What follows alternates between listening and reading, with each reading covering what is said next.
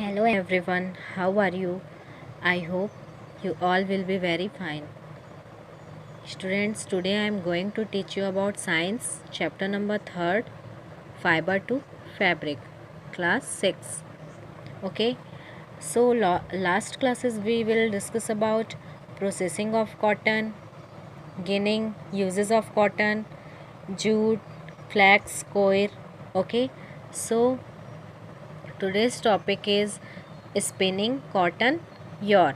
Okay, put on finger page number 32.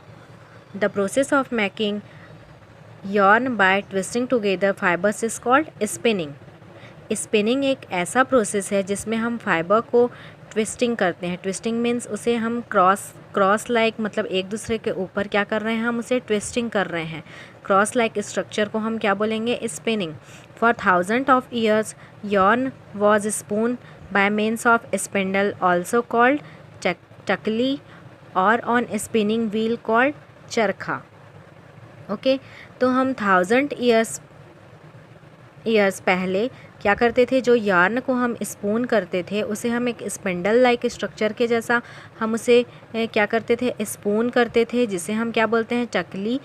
On spinning wheel is called charkha. और जो spinning wheel जिसमें वो spin किया जा रहा है वो एक व्हील लाइक स्ट्रक्चर होता था जिसे हम बोलते हैं charkha. The use of charkha was popularized by Mahatma Gandhi as a part of the independence movement. आपने सुना होगा कि जो चरखा का यूज़ आपने सुना होगा, ये किस में पॉपुलराइज्ड था, महात्मा गांधी के चैप्टर में, स्टोरी में आपने इसे एक पार्ट के रूप में पढ़ा होगा. तो ये हमारे इंडिपेंडेंस मूवमेंट का एक ये क्या है, पार्ट है. जो चरखा है और टकली है वो क्या है, हमारे इंडिपेंडेंस मूवमेंट का एक पार्ट है. He encouraged people wear clothes made of homespun yarn termed as a khadi and shun clothes. Okay, तो इसे इनकॉज किया गया, पीपल्स को इनकॉज किया गया कि वो होम में बने हुए क्लॉथ्स को पहने, होम स्पून yarn से बने हुए कपड़े को पहने, जिसका नेम दिया गया khadi. Okay, shun clothes imported from Britain, और ये कहाँ पे इम्पोर्टेंट था, ब्रिटेन में. To popularise and promote khadi, the government of India constituted a body called Khadi and Village Industries Commission in 1956. तो यहाँ पे देखेंगे जो खादी का जो पॉपुलराइज्ड है उसे प्रमोटेड किया गया, उसे इंडिया की गवर्नमेंट ने उसे यूज़ करने के लिए विलेज इंडस्ट्रीज़ पे कमीशन किया गया. किस डेट पे, 1956 में. Okay, after the raw cotton has been cleaned it is arrange into matted seed of uniform size. These sheets are called laps. अब देखेंगे जो रॉ कॉटन होते हैं उसे हम क्लीन करते हैं, उसके बाद उसे क्या करते हैं, क्लीन करने के बाद हम उसे अरेंज करते हैं, एक सीट्स के फॉर्म में करते हैं हम उसे अरेंज, जिसे वो हमें यूनिफॉर्म साइज़ पे दिखाई देता है. This seats are called laps, और इस सीट को हम क्या बोलेंगे, laps. Okay, understand. The laps go to the carding machine which have a huge rollers cover with wire teeth to make yarn. उसके बाद जो लैप्स होते हैं उसे हम कार्डिंग मशीन पे लेके जाते हैं, या फिर और कार्डिंग मशीन है उसमें क्या होता है, बहुत ह्यूज रोलर्स पाए जाते हैं. ह्यूज रोलर्स में देखेंगे आप जो उसके टिथ होते हैं वो पूरे कवर रहते हैं, जिसमें हम उसमें कॉटन को कवर कर सकते हैं, जिससे वो जो वायर है रोलर्स का वो हमें टिथ के जैसा दिखाई देता है, टिथ लाइक स्ट्रक्चर होता है, जिससे हम yarn बना सकते हैं. Okay, spinning of yarn on a large scale is done with the help of spinning machine. यदि हम yarn को हमें स्पिनिंग करना है और उसे बड़े पैमाने पे हमें स्पिनिंग करना है, हम लार्ज स्केल पे यदि इसे स्पिनिंग करेंगे yarn को, तो हम इसे स्पिनिंग मशीन के हेल्प से करते हैं. After spinning yarn are used making fabrics. अब देखेंगे yarn हमारा क्या हो चुका है, स्पिनिंग हो चुका है, तो हम उसे फैब्रिक बनाने में यूज़ कर सकते हैं. ओके, फिगर 3.10 पे आप महात्मा गांधी की पिक्चर को देखेंगे, जिसे वो स्पिनिंग विथ चरखा से yarn को क्या कर रहे हैं, वो स्पिनिंग कर रहे हैं. ओके, तो यहाँ पे आप चरखा का पिक्चर देखेंगे. Your next topic is yarn to fabric. अब देखेंगे हम कैसे यार्न से फैब्रिक बनाते हैं। There are many ways by which fabrics are made from yarn. बहुत सारे वेज हैं जिससे हम यार्न से फैब्रिक बना सकते हैं। The two main process are weaving and knitting. तो यहाँ पे टू मेन प्रोसेस के बारे में डिस्कस किया गया है। ओके तो first is weaving, the process of making clothes by the crossing two sets of yarn over and under each other is called weaving. यहाँ पे देखेंगे जो क्लॉथ को बनाने का प्रोसेस है वो टू सेट्स के यहाँ पे यॉर्न होते हैं, उससे क्लॉथ्स बनाते हैं। इस प्रोसेस को हम क्या बोलते हैं? वीविंग बोलते हैं। ओके यहाँ पे आप पिक्चर देखेंगे, वीवर्स हैं कैसे वीविंग कर रहे हैं, किसके थ्रू? लूम्स के through. People learn to weave thousands of years ago with the grasses, leaves, stuck, palm leaves and thin strips of wood। अब ये क्या करते थे पहले के समय में? 1000 ईयर पहले जो पीपल्स थे वो क्या करते थे? वीविंग करने के लिए वो ग्रास का हेल्प यूज़ करते थे, लीव के स्टक का यूज़ करते थे, पाम ऑफ लीव्स का यूज़ करते थे, या फिर पतले वो वुड की स्ट्रिप का यूज़ वीव करने के लिए करते थे। The weaving of fabric is made on looms. अब देखेंगे फैब्रिक को यदि हमें वीविंग करना है तो हम उससे किससे मेड करते हैं? लूम से बनाते हैं। Okay looms are either hand operated और पावर ऑपरेटेड। अब जो लूम्स होते हैं उसे हम हैंड से भी ऑपरेट कर सकते हैं या फिर उसे हम पावर से भी ऑपरेट कर सकते हैं। तो यहाँ पे फिगर 3.11 में आप देखेंगे वीवर्स हैं वो कैसे हैंड से वीविंग कर रहे हैं लूम्स के थ्रू। ये जो वुड का जो लूम्स बना हुआ है आप देख सकते हैं कि कैसे वो वीविंग का प्रोसेस हो रहा है यहाँ पे। ओके अब आपका देखेंगे activity 2, aim to make the weaving patterns of from colour paper. अब यहाँ पे हम देखेंगे वीविंग के पैटर्न को यहाँ पे इस एक्टिविटी में किया गया है। आप देखेंगे कि कलर्ड पेपर के यूज़ से कैसे ये वीविंग के पैटर्न को शो कर रहे हैं। Okay material required 2 sheets of paper of different colour, scale, pencil and seizure. Okay तो क्या क्या मटेरियल रिक्वायर्ड है यहाँ पे? 2 शीट्स ऑफ पेपर के 2 शीट्स आपको लगेंगे, डिफरेंट कलर वो अलग अलग कलर में होना चाहिए। आपको स्केल लगेगा, पेंसिल लगेगी और सीज़र लगेगा। ओके गाइज अब देखेंगे प्रोसीजर।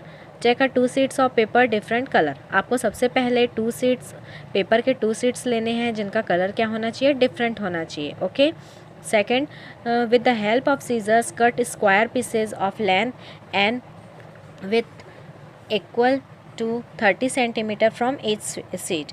अब देखेंगे आपको क्या करना है, सीज़र के हेल्प से आपको इसे कट करना है। और आप कैसे पीसेस काटेंगे? इसे स्क्वायर पीसेस पे काटेंगे और उसकी लेंथ भी होनी चाहिए। ओके और उसके जो विड्थ हैं वो इक्वल होने चाहिए। कितने होने चाहिए? 30 सेंटीमीटर होने चाहिए। उसके जो ईच शीट हैं वो आप 30 सेंटीमीटर होने चाहिए। Okay now fold both sheet into half. उसके बाद आप इन सेट्स को हाफ फोल्ड कर लेंगे। फिगर में दिखाया हुआ है ए एंड बी में देखिए हाफ इसे फोल्ड कर लिया गया है। Okay on one seats draw lines. आपको ऑन वन सीट्स में क्या करना है? आपको लाइन ड्रॉ करना है एंड शो फिगर 3.12। जैसा कि 3.12 पे आपको दिखाया गया है। ए पे देखेंगे आप A and on the other show figure 3.12। उसके बाद फोर्थ है बी में देखिए और ए में देखिए। ओके अब फोर्थ देखेंगे cut both the sheets along the dotted lines and them unfold. अब हम क्या करेंगे? उसे कट करेंगे, शीट्स को जहाँ जहाँ पे डॉट किया गया है उसे हम कट करेंगे। उसके बाद उन्हें हम अनफोल्ड कर लेंगे। फिफ्थ है आपका weave the strip 1 by 1 through the cuts in the sheets of paper as a show figure. अब जैसा ही फिगर में दिखाया गया हम उसे वीव कर रहे हैं। स्ट्रिप है जो उसकी उसे हम 1 by 1 वीव कर रहे हैं। Okay figure 3.12 D show the pattern after weaving all strip. उसके बाद देखेंगे जितने भी जो स्ट्रिप हैं वो क्या हो चुके हैं? वीव हो चुके हैं।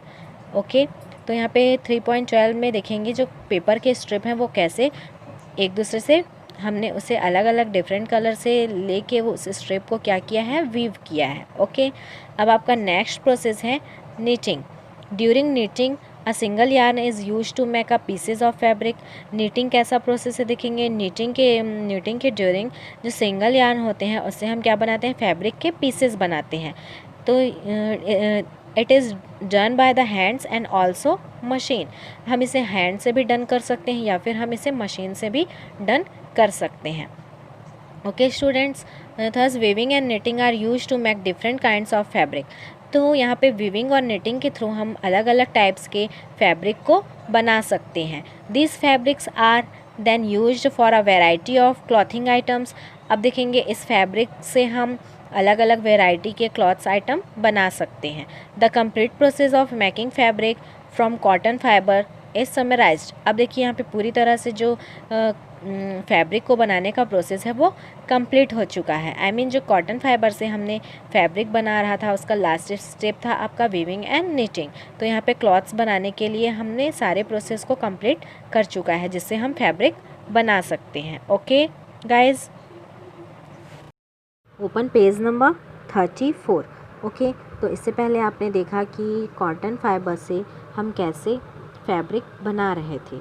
ओके, तो यहाँ पे आप देखेंगे कॉटन फाइबर से आपने कैसे फैब्रिक बनाया उसके स्टेप के बारे में यहाँ पे बताया गया है कि फ़र्स्ट प्रोसेस होता है कॉटन बॉल्स। आई मीन उसे हमने हैंड पिकिंग करते हैं जिससे हमें कॉटन्स के बॉल मिलते हैं। उसके बाद कॉटन ऑब्टेन फ्रॉम बॉल्स, हमें बॉल से कॉटन कैसे ऑब्टेन करते हैं, तो हम इस गिनिंग के प्रोसेस के थ्रू हम कॉटन बॉल से कॉटन ऑब्टेन करते हैं। उसके बाद ये 2 स्टेप में डिवाइड हो जाते हैं, cotton seed and lint. Cotton seed अलग हो गया, उसके जो लिंट पार्ट हैं उसको हम यूज़ करते हैं। उसके बाद हम उसमें स्पिनिंग करते हैं, स्पिनिंग के थ्रू हमें यार्न मिलते हैं, है ना। ओके, तो फिर यार्न को फिर हम क्या करते हैं, वीविंग एंड निटिंग करते हैं जिसके थ्रू हमें फैब्रिक मिल जाता है। फैब्रिक से फिर हम उसे क्लॉथ्स, उस फैब्रिक के यूज़ से हम फिर क्लॉथ्स बना सकते हैं। अलग अलग वैरायटी के क्लॉथ्स को हम बना सकते हैं। ओके, यहाँ पे देखेंगे फिगर 3.13 में देखेंगे निटिंग का प्रोसेस हो रहा है। यहाँ पे जो ये वूल है उसे वो निटिंग कर रहे हैं। ओके, तो ऐसा आपने घर पे भी देखा होगा कि ये निटिंग का प्रोसेस आपने घर में भी देखा होगा। ओके, अब देखेंगे fact zone. India is the largest producer of jute product in the world. अब देखेंगे जो इंडिया है वो जूट का लार्जेस्ट प्रोड्यूसर है। ओके, तो जूट यहाँ बहुत ही ज़्यादा मात्रा में प्रोड्यूस होता है। I mean in the world, मतलब पूरे वर्ल्ड में जो जूट है उसका सबसे लार्ज प्रोड्यूसर कौन है, इंडिया है। About 80% of the world's highest quality jutes come from Bangladesh. Okay, तो यहाँ पे देखेंगे 80%, पूरे वर्ल्ड में 80% हाईएस्ट क्वालिटी के जूट्स कहाँ से मिलते हैं हमें, बांग्लादेश से। Cotton, silk cotton is a plant fibre obtain from fruits of kapok tree. अब यहाँ पे देखेंगे जो सिल्क कॉटन होते हैं वो भी एक प्रकार के प्लांट फाइबर हैं। क्योंकि ये यहाँ पे सिल्क कॉटन को क्यों बोला गया है प्लांट फाइबर, क्योंकि इसे हम किससे ऑब्टेन करते हैं, एक फ्रूट्स है, fruits of kapok tree. I mean kapok tree के फ्रूट से भी हमें सिल्क के कॉटन मिलते हैं। This fibre is light and fluffy just like cotton fibre. तो ये फाइबर जो होता है सिल्क कॉटन वो कैसा होता है, लाइट एंड फ्लफ़ी होता है, जैसे कि जो just like cotton fibre. I mean ये कॉटन फाइबर के जैसा ही होता है। ओके, तो यहाँ पे आप कंफ्यूज नहीं होंगे, ये सिल्क कॉटन है। ओके, सिल्क कॉटन अलग है, सिल्क वॉर्म वाला सिल्क अलग है, वो हमें एनिमल से मिलता है, सिल्क वॉर्म से मिलता है, वो वाला अभी अलग प्रोसेस है, मैं आपको स्टडी में बताऊंगी। तो ये क्या है, सिल्क कॉटन। हेम्प फाइबर देखेंगे, hemp fibre is another plants fibre obtain from stem of hemp plant.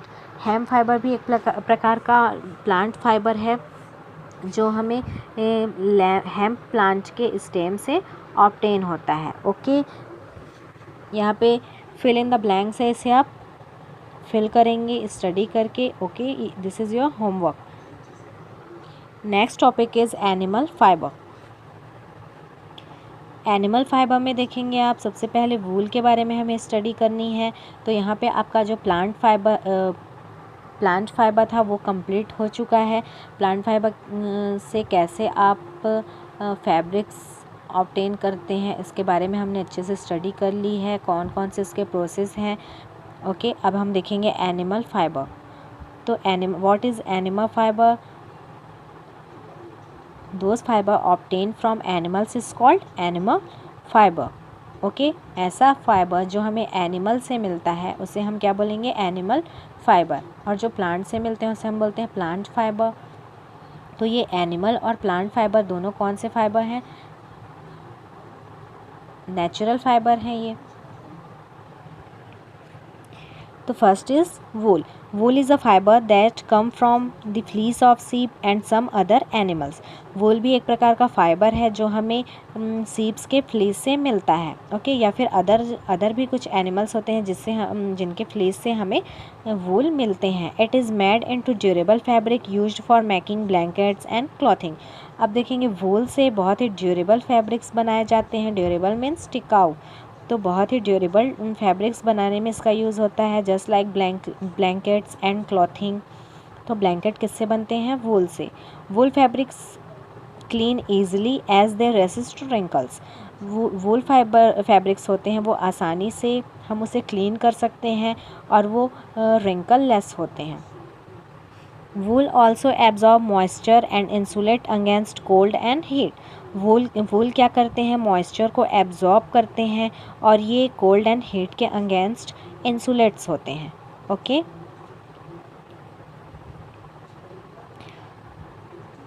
Insulate means वो कोल्ड एंड हीट को क्या कर लेते हैं, ट्रैप कर लेते हैं। All this features make wool perfect for coat, sweaters, gloves, stocks, other clothing.